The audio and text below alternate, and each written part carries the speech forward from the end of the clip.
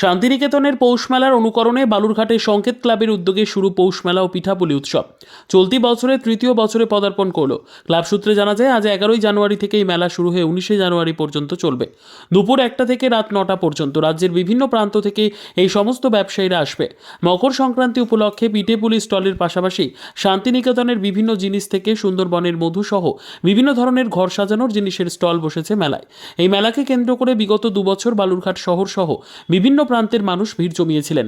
এবছরও তার ব্যতিক্রম হবে না বলে কর্তৃপক্ষের আশা।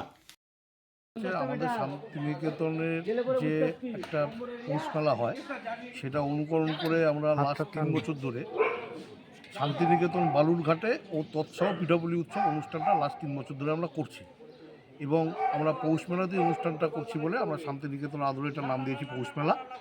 এটা আমাদের একটা আকর্ষণীয়, এটা শুধু মেলা বললে ভুল হবে, এটা পিঠাপুলি উৎসবও বটে।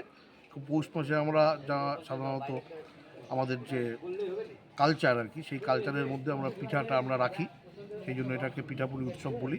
স্টল মনে আমাদের প্রচুর স্টল, 70টা থেকে 72টা স্টল আসে, বাইরে থেকে 45-50টা স্টল আমাদের এসছে।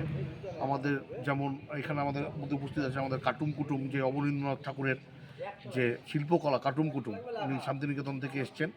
শান্তিনিকেতন রাজু সমাদদার এসছেন, উনি বিভিন্ন আর কি স্টেটের ওপরে বিভিন্ন শিল্পী সমন্বয়ে একটা মেলা, একটা মেলার থেকে উৎসবটাই বেশ পরিবেশ বান্ধব জিনিস দিয়ে সব আমাদেরটা হয়। আগামী 19 তারিখ পর্যন্ত চলবে। আজকে বিকেলে এটার শুভ উদ্বোধন হবে। ব্যুরো রিপোর্ট, উত্তর বাংলা সংবাদ।